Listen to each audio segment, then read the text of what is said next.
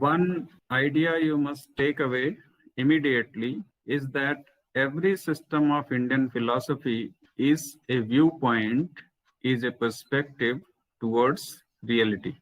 What is there in the reality if you raise this question? So if you look at the whole of reality, so here you have, it is you, right? And you call yourself I, and then the other things which are there in the reality. The whole of reality consists of only these two. So when we say that Indian systems are viewpoints about the reality, what does it mean? We will see that they will explain what you are and what are the things surrounding you. So they will provide a metaphysical proposal. They will tell exactly what is there in the reality and how it has come about. So they say that there is something in the reality, and then they will talk about how do we know the reality, right? So they will talk about the epistemology, and then there will be some prescriptions for our behavior. So ethics they will provide, and you have also seen that the whole of Indian philosophy is goal-oriented thinking, absolute freedom from misery. That is the goal of every system of Indian philosophy. The world has got so many things, right? You see the plurality in the world. So that is your perceived reality. The world is plural. So this plurality must have come from somewhere, right? This is our world, and this world must have come from somewhere. This is now, if you look at all the systems, so you will find that they can be accommodated as per their perspective regarding how this plurality, how the diversity in the world has emerged. So number one, you can see some system would say that the reality is one, it is unitary, single. So you find one system, one group of philosophical systems who would say that reality is of course one, and this reality produces the diversity. So, and this one is becoming many. This one is becoming plural, right? So here, this is a kind of actual becoming. Both things are actual. One and many. This is actual becoming. One actually becomes many.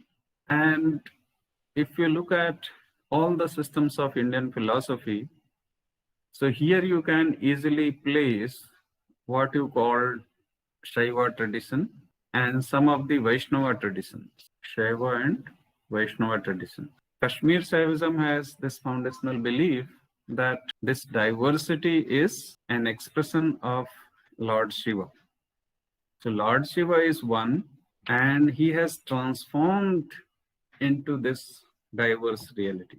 And this diversity is nothing but Shiva only. So it is not the case that this diversity is an illusion or this diversity is not real. Similarly, Vaishnava tradition also talks like that. Basically, Shaiva tradition is more into that. So if you include only the Shaiva tradition, that would be much more actual representation of this viewpoint, where the one reality actually becomes many. Then the second viewpoint, which says that reality is of course one, and they would say that it is not just one, they say that it is non-dual. They give a name to this one, non-dual, Advaita. Advaita. It is not two, in fact, non-dual, that is the expression normally we use. So they say that reality is actually one, and the plurality which you see, it is merely an appearance. It is merely abhas or pratiti. It seems that it is plural, but actually the reality is only one. So this plurality is merely an illusion or maya. So this is the viewpoint which you call the Vedanta viewpoint. In fact, this is the Vedanta viewpoint where you find that reality is one and the diversity which you see is actually an appearance. वो लगता है सिर्फ, वास्तव में वो diverse नहीं है, reality diverse नहीं है, वो लगती है कि डाइवर्स है. Then another position you find, and you can accommodate many of the systems here, they say that reality is not one, it is plural only. Reality is plural, it is not one. In fact, the diversity you see, this diversity is coming from plurality. This diversity cannot come from one. So here you will find in this camp, most of the systems accommodated. So if you look at the Charvaka system, you find Jainism, right? Jain system. Then you find Nyaya Vaisheshika, both. Then you find Sankhya Yoga. These are sister systems called. That is why I'm writing with hyphen. Sankhya and Yoga. They have many things common, and therefore, similarly, Nyaya Vaisheshika have many things common, therefore they are called sister systems, right? So Nyaya Vaisheshika, then you have Mimamsa. Mimamsa is another school of philosophy which subscribes to this very conception of reality. Reality is plural and it is coming from plurality. And here you have seen the Shaiva system. In fact, Tantrism largely fall under this category. Some of these sect of Vaishnavism come under this category 3, and some of the sects come under 1, some come under 2, right? So Vaishnava tradition is rather diverse tradition. So you see most of the systems are falling under this category 3. Here in this category, you can even place what we call early Buddhism. Early Buddhism, you can place here. The name which is used for early Buddhism is Theravada. Theravada. And there are different sects in both the system. So Theravada Buddhism is subscribing to this viewpoint that reality is plural. Some sect in Buddhism denies, in fact, both. They say that reality cannot be interpreted. So here you find prominently a particular sect called Sunyavada, another system in Buddhism that is called Vijnanavada. And both are coming from the Mahayana tradition of Buddhism. In Buddhism, you have two major schools, Hinayana and Mahayana. So this Theravada Buddhism is basically coming from Hinayana tradition. And these are the systems coming from Mahayana tradition Buddhism. So you just keep certain basic facts in your mind that considering all the systems, if you look at their viewpoint, their worldview, they can be accommodated in either of these in a fairly intelligible way. So we are going to take up the systems one by one.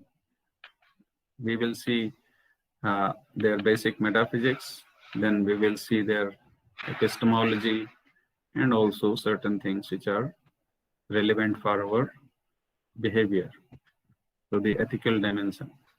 So we will begin with a system which is called the materialist system of Indian philosophy. So the materialist system of Indian philosophy, it is called Charvaka. And if you find any Indian philosophy book, so there you find usually the discussion on the Charvaka philosophy in the very first chapter. So this is called a materialist system of Indian philosophy. Why it is called materialist system? Because it believes in matter only. Matter is the only reality. There is nothing apart from matter. You see matter through your perception. So your perceptual experience confirms that in the world there is matter only. You don't perceive anything, and here perception is basically sensory perception, what you perceive through your senses, 5 sense organs. In the whole of reality, you do not discover anything which is not material. Through senses, you sense only the material thing. For example, if you look at your friend or your parents, you don't see their soul, you don't see their Atman. What you see is their body. And this body is a very much accumulated material elements from the reality. So we are born from our parents' body. So our body is directly connected to another body, right? Our parents' body. Their body is connected to their parents' body.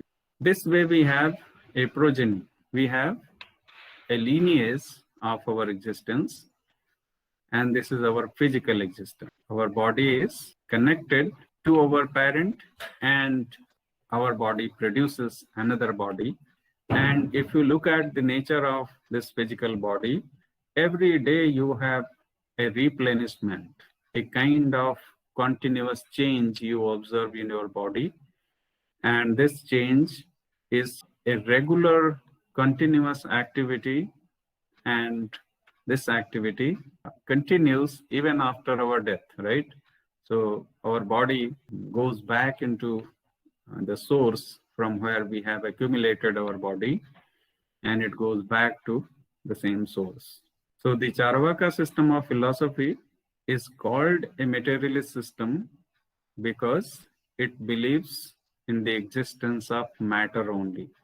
It does not believe in any other reality which is non-sensory, which you don't sense, which you don't smell, which you don't touch. You can't touch soul, or you can't touch any other immaterial things, so-called. So the Charvaka system is called materialist precisely for the reason that it accepts only that reality which is sensory. And in this sensory reality, we find only material things. So the other day, I was talking about the advancement in medical sciences, right? Medical sciences do not accept anything which is beyond physical.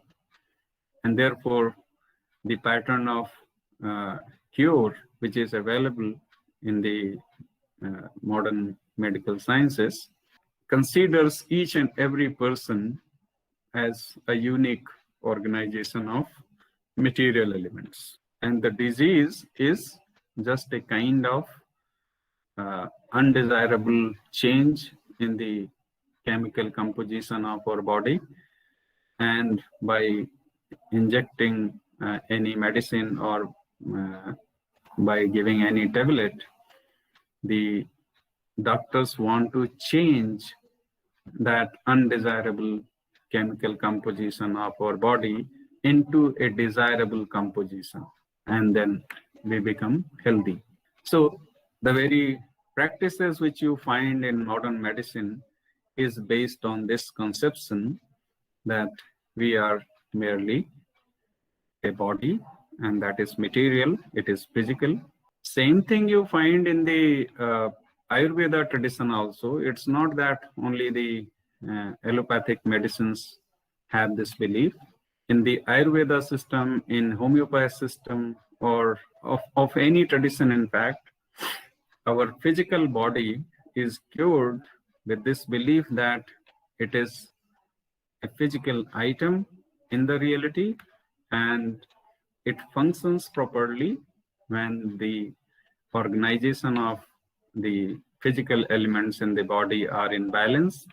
And when that balance is lost, then we miss that health and we go for medical prescriptions, right? The Ayurveda, if you look at the Charak Samhita, so you will find only a lip service to what is called Purusha, right? If you look at any other Ayurveda text, in the beginning they will very cursorily talk about Atman, and then they will simply move to the physical composition, and the whole of medicinal practices there also are based on that. But then, because of the commitment, the treatment is entirely different from the treatment of our allopathic medicines. I suggested from the Charvaka viewpoint that the whole of reality is matter only. Now, little historical about this system. This philosophical system does not have any foundational text, the classical foundational text. This system is known through the sources of the texts of other systems of philosophy. It does not have its own text, the classical text. So whatever we come to know about the Charvaka system, it is all coming from the sources which are from different texts. And why it is so?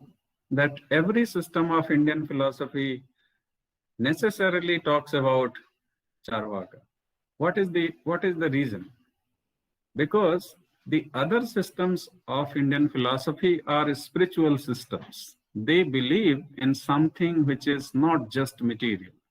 And therefore, the necessary opponent of all other systems of Indian philosophy becomes naturally Charvaka, right?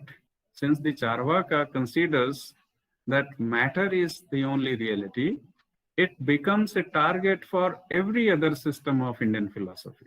And they find this system a challenge before their philosophical proposal.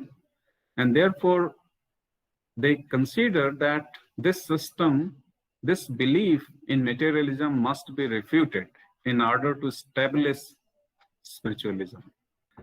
So they consider the position which is against them, and we find the materialist position is one of the positions against which they argue. And this way we come to know about what is the actual position of the Charvaka system. Not only that, there is another interesting fact regarding this system. We don't know who has started this system. There is no evidence that who is the propounder of this system. Kisne isko shuru kiya? So there are certain beliefs. There are certain beliefs. According to one belief, the guru of the Devas, who is that? देवताओं का गुरु कोई जानता है? Sir Mahaguru. नाम मैं पूछ रहा हूँ, देवताओं के गुरु का नाम क्या है? ये मैंने क्या लिखा है?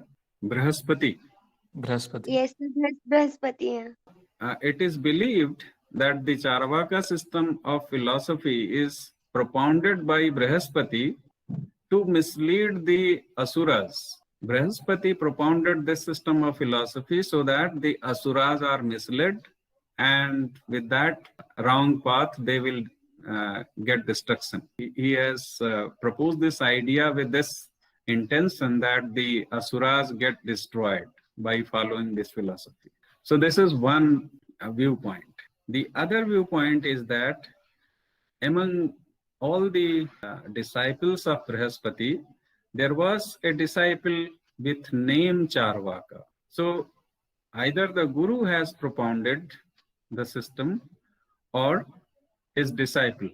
Charvaka name of this philosophy is coming from the person who propounded this philosophy, and it is believed that his name was Charvaka, and he was the disciple, Shishya of Brahaspati. And Brahaspati has this intention to defeat the Asuras, and he wanted to float a suitable philosophy which necessarily leads to destruction. Then there is an etymological derivation of this term Charvaka. So if you know little bit of Sanskrit, so there is a root called Charva, and Charva means to chew or to eat. Chabana जिसको कहते हैं, chew or to eat. By looking into the philosophical viewpoint of the system, it is seen that they eat away all the Vedic values, whatever is proposed by the Vedas, they eat away all those values. जैसे कहते नहीं कि गुस्से में कोई किसी को कहता है कि आपने इसको क्या खा लिया, right? So they have all the Vedic values. The Vedic values are meant for spiritual development. So they have eaten away. That means they have gone against the Vedic injunction. So the Vedic values they have eaten away, right? Because of that, the system is named Charvaka, because वो सब चबा गए, जितनी नैतिकता थी, जितने वेद के मूल्य थे, वो सब चबा गए, and they became all pakka materialist. Then another etymological derivation is that whatever they say, it sounds so pleasing to ordinary people. What they say, that there is no God, there is no Atman, there is no rebirth, there is no Swarg Narak, whatever is there, it is this world only. So you must live this world fully. Khao piyo mauj karo. When you say this, it sounds so good to our ears, right? कि क्यों आप जन्म मरण के चक्कर में पड़े हो, क्यों पाप पुण्य के चक्कर में पड़े हो, खूब मजे से खाओ पियो मस्त रहो और खूब अच्छे से जियो, यही दुनिया है, इसके बाद मरने के बाद सब कुछ खत्म हो जाता है, कुछ बचता नहीं है. So don't worry about what will happen after your death. Don't worry about Narak and Swarg, etc. So this is the only reality. Our bodily existence begins with our birth and it ends with our death. You live this life fully. You live this life with all happiness. So don't worry about anything. So चारु, अब आपने हिंदी में अगर देखा होगा तो चारु का मतलब ही होता है ब्यूटीफुल, राइट? चारु चंद्र की चंचल किरणें, ऐसा आपने अलंकार वगैरह में पढ़ा होगा. So beautiful. The philosophical proposal of this system sounds so charming that people started calling it Charvaka. Charu means beautiful. So whatever it is said is very much appreciated by the people, and therefore this system is named Charvaka. There is another interesting historical fact regarding this. This system is also called Lokayata. Lokayat. Charvak system का एक दूसरा नाम भी है Lokayat. So what is this Loka? Loka is this world, this physical world. So they believe only in this physical world, nothing else. And that is why another name which is adopted to represent this system is called Lokayata. This is something regarding the biography of this system. And as I said, that this system does not have any classical text, but we find that Jairasi Bhatt, he is placed somewhere in 8th or 9th century AD. 8th or 9th century AD. That's a tentative period, common era only, right? He was almost in the period when the Muslim invaders started invading this region. So Jairasi Bhatt, he compiled all those ideas which are available in the systems of other tradition. His composition is called Tattopaplava Simha. So the Charvaka system has finally got in 9th century this particular compilation, and now today this text is available. It is not available in entirety. There are different fragmentations in between, some incomplete slokas, some incomplete verses are there, but largely we can make sense of the philosophical viewpoint of the Charvaka system by going through this particular text, Tattopaplava Simha. Now, if you look at this text, their metaphysical proposal, matter is the only reality which you have already seen, then there are only material elements, but there is diversity of material element. It's not that there is just one matter and everything comes out of it. So they say that there are 4 basic elements. What are they? Number 1, they call it earth, Prithvi, earth. Then up or water. You call it up or jal. Then they say that fire, that is tej or agni or tej. And then 4th element is air, right? What is called marut or vayu. So the Charvaka system says that these 4 are basic material elements, and these elements are earth, water, fire, and air. And each and everything in the reality is constituted of these 4 basic elements. Each and everything, whatever we see in the reality, ourselves and whatever surrounds us, whatever we see in the reality, it is all involving these 4 basic elements, nothing else. Take any item, take any person, take any item in the reality. You can go to even beyond the planet Earth. So you go to Mars, you go to Jupiter, or any planet, any terrestrial body in the universe. So the Charvaka system proposes that all the things, whatever is there in the reality, is composed of these 4 basic elements. And we see the diversity of reality because their composition generates diversity. They are composed in such a way that they produce diversity by having different proportions. So consider, for example, what you call water in your glass, which you drink. It involves all these 4. So don't think that these are the sensory things which you behave with. Earth is not this planet Earth. Earth is basically the basic element. And the character of that basic element is smell. Whatever you smell, the smell is coming from this particular element. Then water is having this property taste, unique property taste. And fire has this unique property called color. And what you call air has this property touch, right?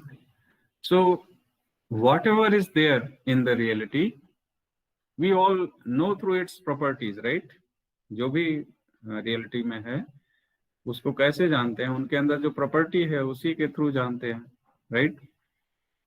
So we discover earth element by smelling, we discover water element by tasting, we discover fire element by seeing the color, and we see air element by touch.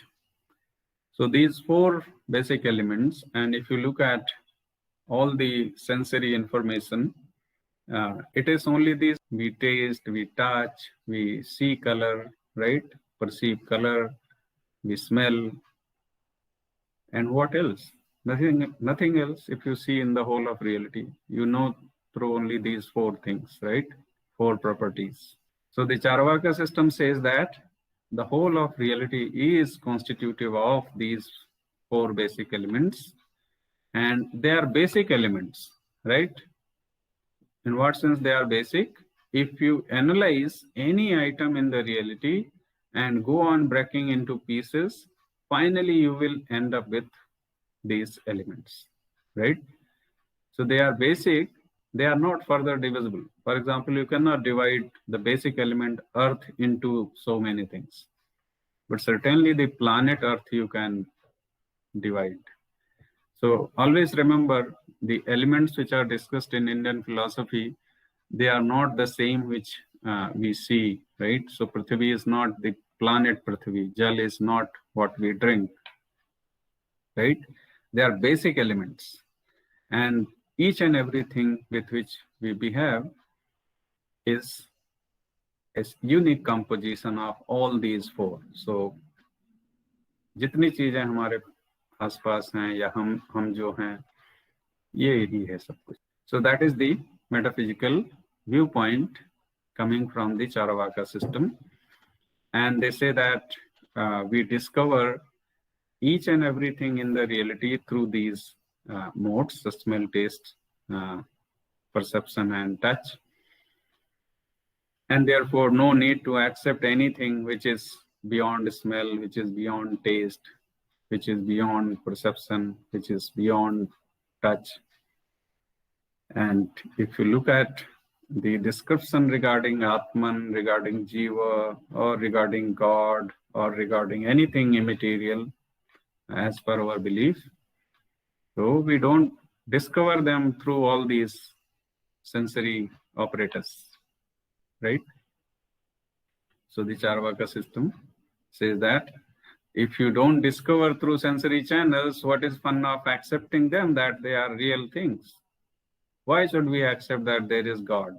कभी तो मिला नहीं, कभी कोई मदद भी नहीं किया, जितना हम काम करते हैं उतना ही मिलता है. ऐसा नहीं है कि बिना काम किए कुछ मिल गया हो, right? Each and everything has a causal network. So each and everything is happening because of certain causal conditions. That's all. And even these causal conditions are not so patterned, they are not so organized. That is also their belief, that whatever you see, it is all by chance. So there is no history behind any occurrence. There is no history behind any event. Whatever happens in the reality, it is all an accidental occurrence. So there is no grand design behind your being born in your parents' family. There is no grand design. They say that it is just a kind of natural process. Your parents mingled and you are born. That's all. Nothing else.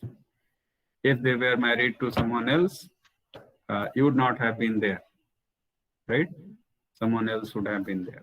So our birth is just a kind of accidental event, and we live and we die accidentally. So there is no fixed tenure of our life. So long as the chemical balance in our body is maintained, we live. Otherwise, we are simply perished. So it's not that we go to any other life or we go to any other world. The story ends when we lose the balance in our body, and that's all about the whole of life. So there is nothing deeper about our life. It is just a kind of event, and this event is confined to this material world, and a unique composition is obtained because of the conception which took place between our parents. And we are born, we are growing, we are eating material things, and we are growing, and then after some time, we will lose the ability of accumulation and we will simply dispersed into these basic elements in the reality. So that's the metaphysical viewpoint coming from the Charvaka.